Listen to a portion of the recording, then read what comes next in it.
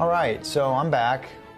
I think I got my soapboxing out of the way, so now I'm just on to finishing this thing off. Let's get in here and bury this thing. And my darks need to be reaffirmed a little bit. Again, burnt umber is a crafty little medium on this surface because it has a tendency to want to go flat in areas, and other areas stay a little bit shiny. I don't know what the rhyme and reason is to that, other than it's annoying. But it's just particular to this surface. I've seen it not all the time on other surfaces, but to do really great pickouts, again, is an art in and of itself. And it's one that you have to do on a regular daily basis. I've done tons of them. Haven't done them in a while because I'm, 25, 30 years in to painting. And so I don't, do them as much as I used to. But again, I'm gonna, again, put my best foot forward and kind of educate you on what little tricks and things to think about when you're doing these things.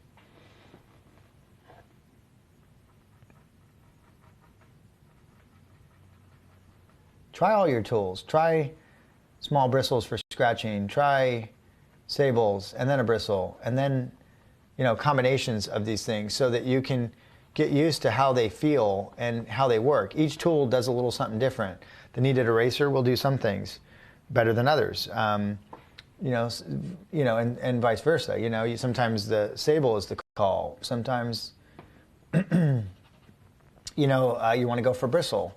Now, I want this to be the center of interest, and right now, this area here, which I'm in the other pick out that we did, was so dominant. I want to be careful that we can push the interest back to where it should go. So we'll keep an eye on that.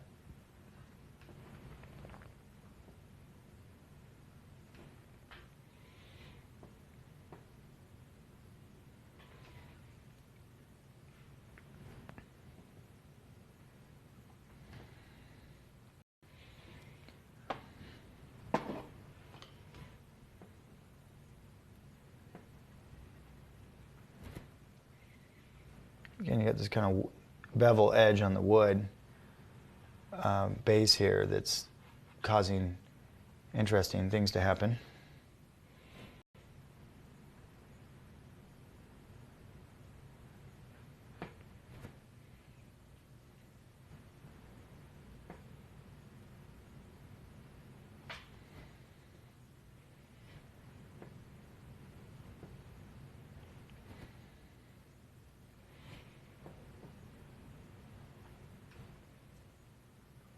Taking my little kneaded eraser, pointing out little folds and highlights and little nuances in the costume. Trying to give it some TLC here, just a little bit of, accents, a little, just trying to get it to pop and push and pull, and it's quite fun. Some of you might not agree, but I enjoy. Okay, mix up a little diluted mixture of some burnt umber for this little area. Now this is, in reality, this is a red little cuff on the kimono, and so it's a little darker in value. Now you're not going to know that unless I told you. The other one is not. This one's red, this one's not. So it's kind of an interesting color feel. It's got like peaches, and this whole little ensemble that she's wearing is kind of this really colorful, peachy. Be fun to paint in color. It's really pretty. But with monochrome, some of the colors are so close knit that you can't get them to read. Really, it's hard to get them to read in monochrome, and that's just part of doing a monochrome. You're working kind of handicapped. When they say limited palette, it's limited as to what you're going to get out of it. Hence the name. So you're not going to get everything. And as a result, you're going to get a little frustrated because you so want to get that color, or you so want to get that harmony, and you so want to get that to differentiate from something else, but yet it won't do it because you have no color with which to facilitate that. It's just, it is what it is. So I try to look at it very, again, pragmatically. What does that mean? It means to not expect it to do something it's not, but be realistic with what it can do. And let's just put our, that needs to be the priority, is just to keep it really level.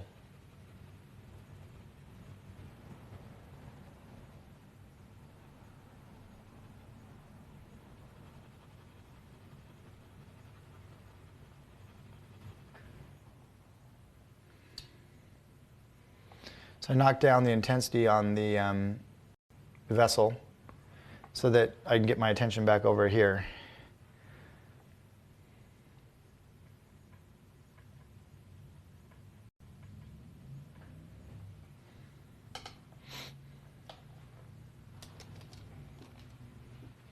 Okay, get my rag ready here. Kind of want to pick an area that's already got some terp or some burn umber on it because I don't want to pull out too much. But I want to just kind of get in there and try to get some of these little edges.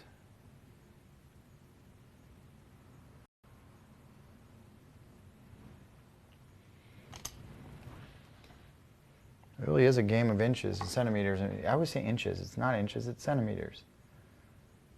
It's a game of minute movement.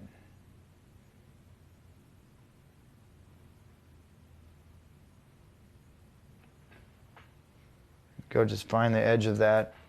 Again, I don't want to cause undue attention to this platform with which things are sitting, but I do want to give it a little bit of TLC.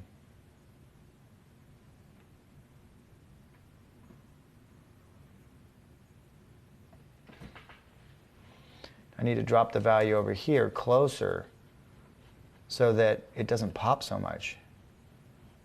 So we need to almost just lose some of the bottom of this into the shadow underneath it. We could put a little bit of extra emphasis on turning that corner there, but ultimately we need to keep it, you know, kind of tight value-wise, meaning close-knit, so this area doesn't jump too much. And we can ultimately fight to get a really subtle interpretation of that turning. I mean, really subtle. So subtle that you'd have to get right up on it and look right at it to see where it's turning.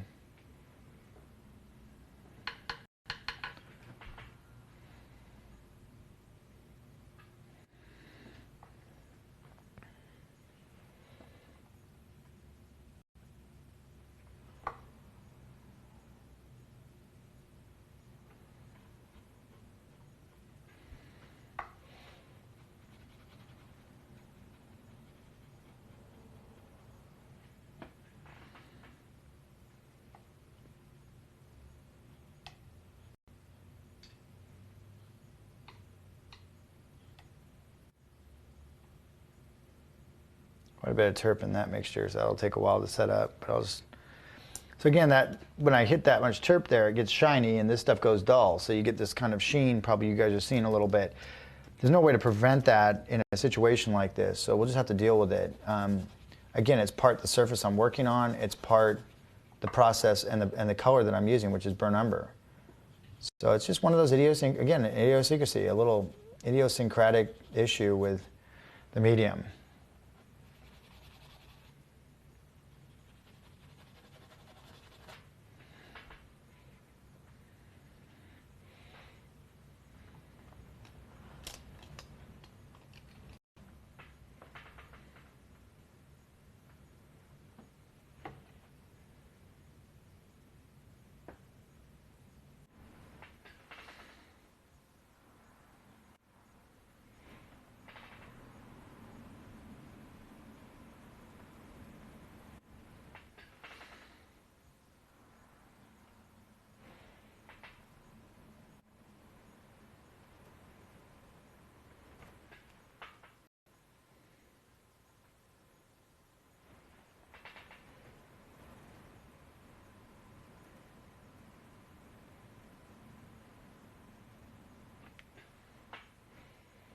I was trying to get some of the edges cleaner.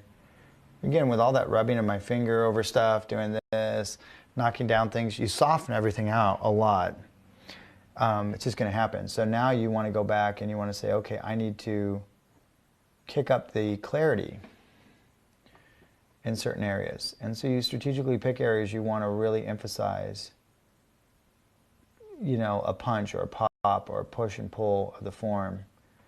And you go back and you just, and basically it's like bringing the thing into focus.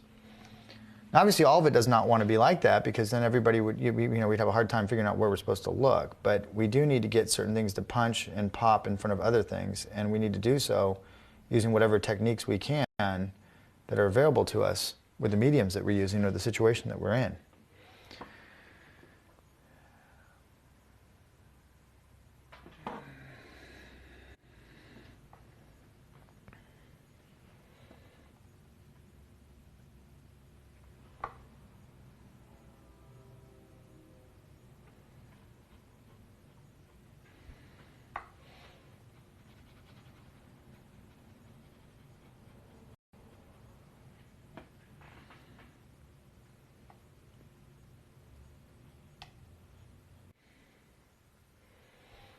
Going in, again, looking for like this little rib that runs along this vessel.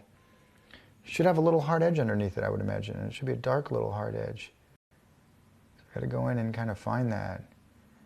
Top side's kind of, again, kind of this wavy, kind of little raised piece of metal that runs around the circumference of the object. So I'm going in there to kind of try to pick it out a little bit.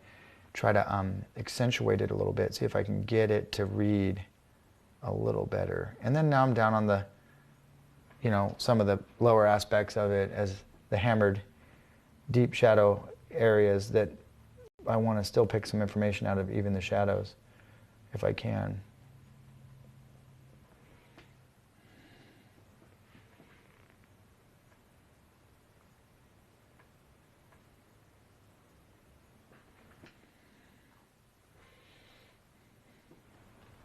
Good times. Good times. That.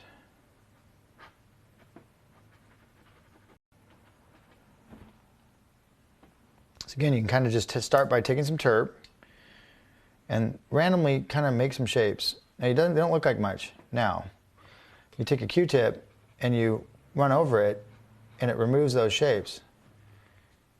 So that's yeah, they're kind of crude, but that's a great way to pull out shape really fast. And then you can go back in and say, no, I don't like that one, or that edge is a little too sharp, and I want to blow that edge out a little bit. And you can go back and kind of find the subtlety in the shape after the fact. See, now it's really hard to get out, but when you slap a little terp on there, man, it pulls it out like magic. And if you really bear down, I'm really pushing.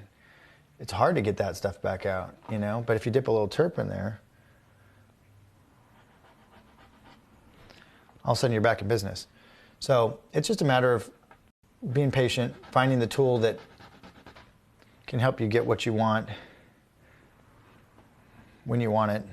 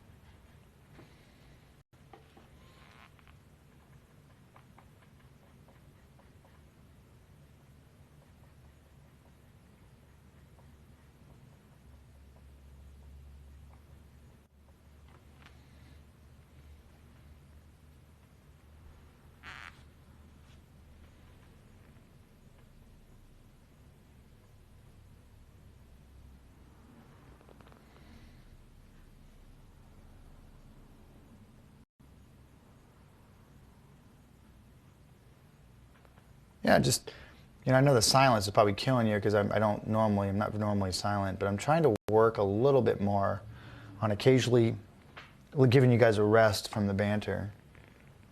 We're going to be together an awful lot over the next however long you're doing this program. And I want you to be a pleasurable experience for you from all different levels, from the fact that I just want you to know you're in good hands. I want you to know that I've got your back. And we're gonna, I designed this program to really help people that, were in a situation that wasn't that great with their education. I mean, they're either have spent all their money and still aren't where they need to be, or they're just somewhere where they don't have access to reasonable courses of study. And some of them out there are just ridiculous. I mean, some of the stuff is just so over the top expensive and ridiculous that it's pretty funny to even think about it. But I hope this is what you were looking for. I know how many people have contacted me over the years, and I've just been like, well, I can't help you out. I mean, we're not accredited. You're in literally in Fiji or something, or you're in somewhere where there's just no way that they're gonna be able to get a visa or something to come study with us. And it's just they're really kind of distraught about their situation, and I feel for them. I feel for those people. If you've got good training, it's a hard road to hoe. I mean, if you're around good people that are constantly helping you and inspiring you and helping you leverage yourself and that kind of thing. It's all doable, though. I don't want you to ever feel hopeless, like, oh, it's never going to happen for me. Never think that.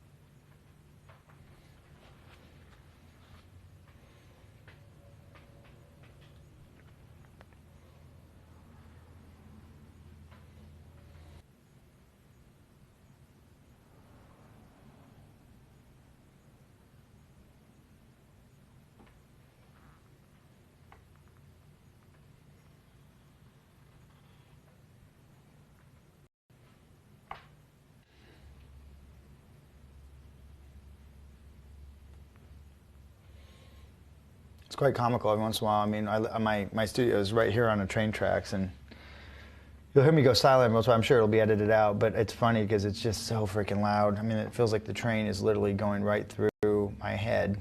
It's like, because we're my studio's about, 20 feet off the train tracks, and when those things come through, wow. So I periodically have to stop and wait.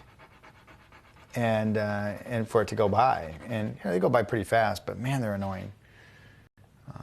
It's another thing to challenge you when you're trying to do something.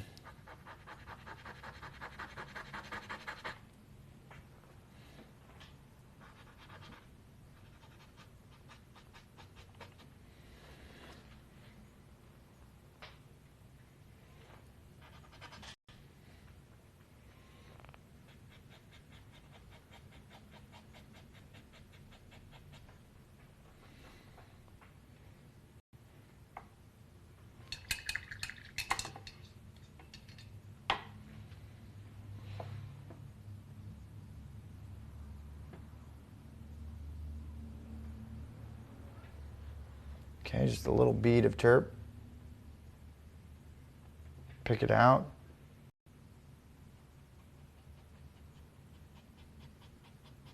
Maybe blend it a little bit, feather it in so it's not so obnoxiously light. And then maybe go back and reaffirm.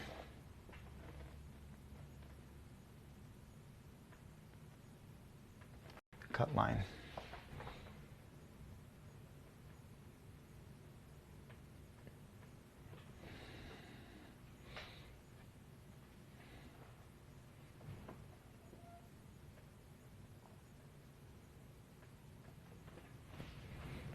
Yeah, just once in a while stop and look at it, see what's going on, see if there's something that you might want to glaze back or knock back a little bit.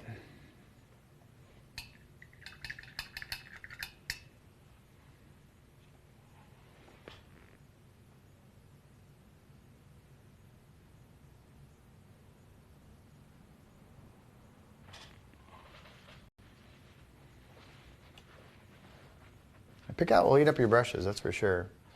Especially on a surface like this, it'll just chew them right up. It's okay though, it's got a sacrifice. Brushes are meant to be used, not saved. Don't abuse them, but use them.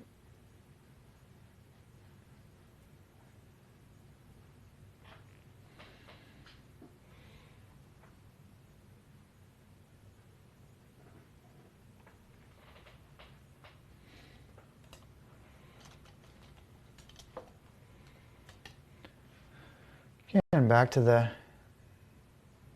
little bit of the blending.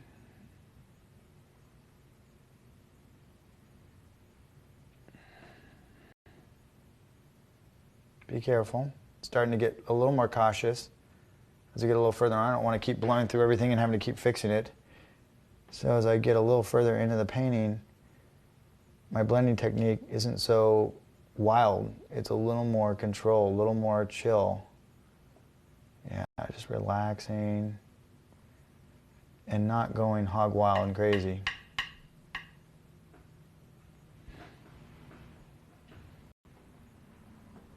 I'll cast shadow from here onto here. It's nice and sharp, but I want to blow it off a little bit, blow it out a little bit there. I don't want to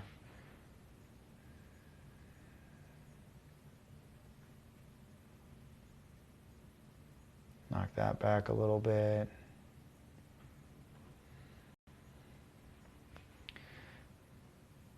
Continue to knock back this a little bit, because again, we don't want that to be more important than this.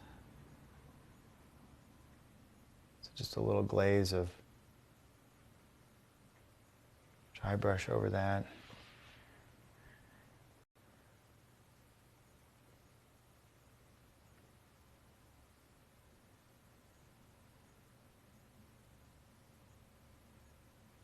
Yeah, just knock back these areas. Stop, take a look and see how it's looking. I like how it's just drops in value, just drops really quick, and then it takes you back up here, and this sweeps around here, this sweeps around here, this circular pattern into these patterns. It's got a nice kind of flow.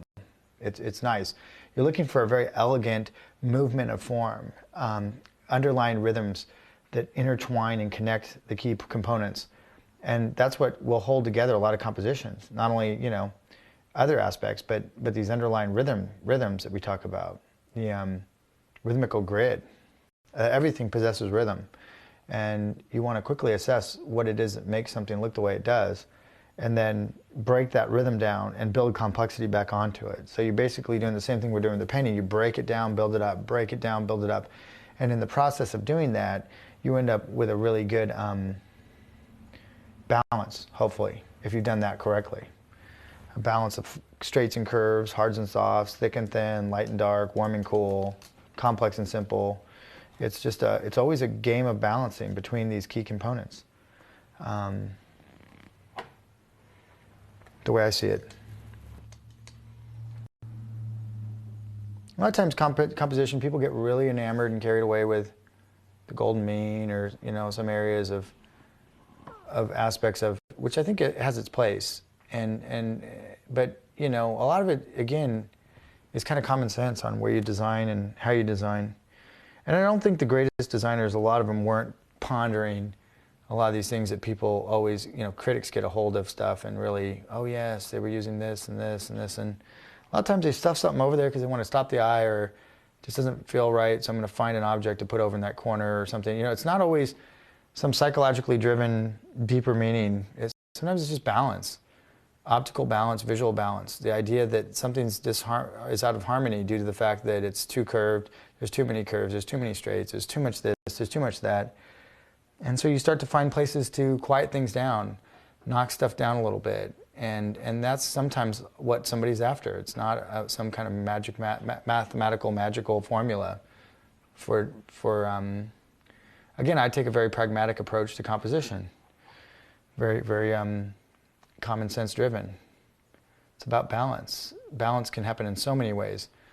And you're going to see somebody break all the rules all the time. Not all the time, but you're going to find somebody somewhere that's going to be breaking the rules and making it work. It doesn't mean that you should not adhere to the principles of composition like we're going to study from Edgar Payne or from any of these other great composers. But we need to be respectful of that always. And so you study a lot of the masters, you study their compositions, you do thumbnail sketches, you keep a sketchbook, you do master studies, you do these things to learn how other people solve problems. So that when you come to the table to solve a problem, you have a storehouse of knowledge that you've built from observation of other people's wonderful compositions throughout history that can guide you and help you to break up space properly in an interesting manner.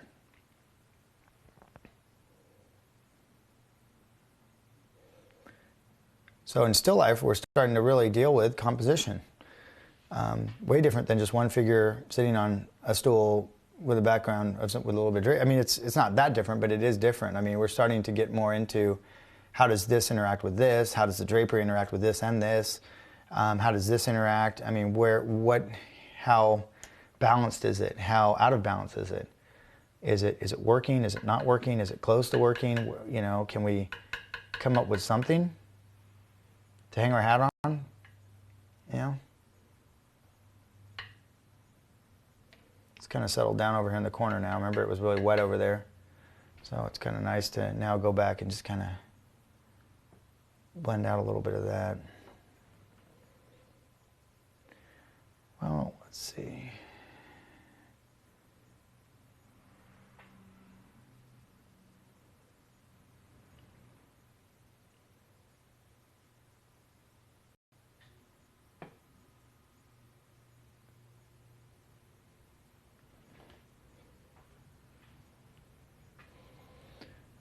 Okay.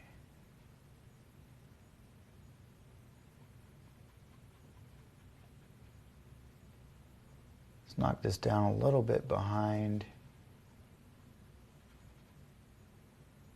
there.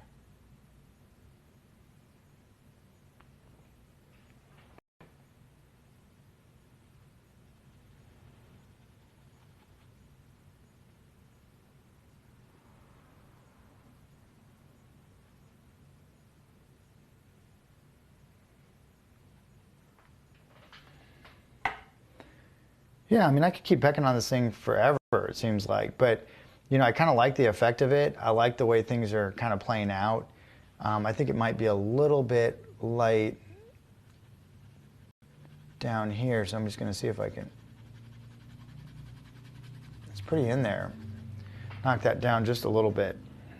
But, yeah, I think that's going to be, suffice for this particular exercise. So I hope you enjoyed. You know, I want you to now go ahead and see if you can repeat this exercise using the reference that I'm providing. And then we'll keep moving through these sequence of monochrome still lifes. Once we're done with these monochromes, you know, you're going to want to continue doing them, obviously, for a while, and continue working them into your repertoire, things you're doing.